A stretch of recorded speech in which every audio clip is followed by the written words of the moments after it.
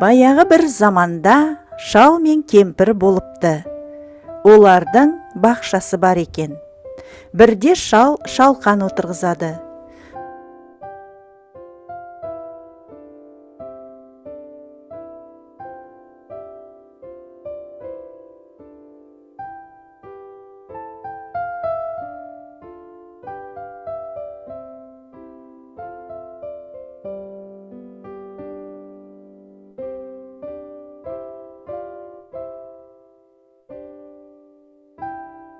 Шалқан өп-үлкен боп өседі.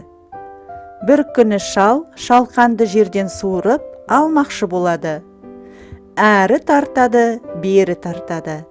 Бірақ шалқанды шығара алмайды. Шал көмекке кемпірін шақырады.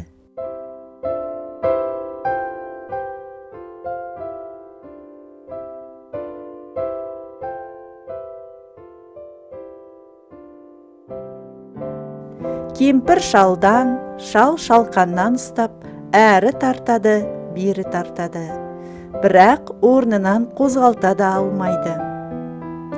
Кемпір көмекке немере қызын шақырады.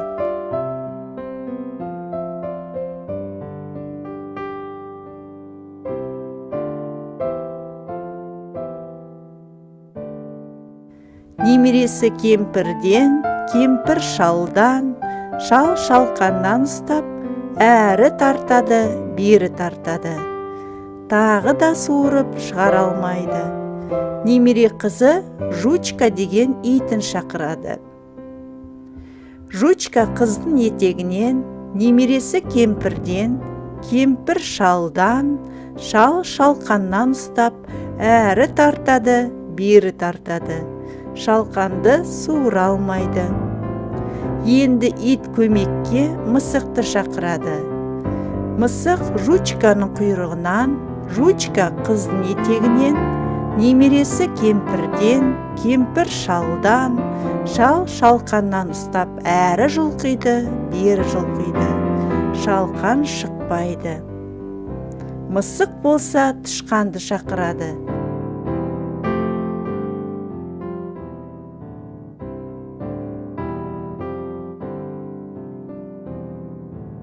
Тышқан келіп мысықтың құйрығынан, мысық иттен, ит немересінің етегінен, қыз кемпірден, кемпір шалдан, шал шалқаннан ұстайды. Олар тарта-тарта ақыры шалқанды суырып шығарады.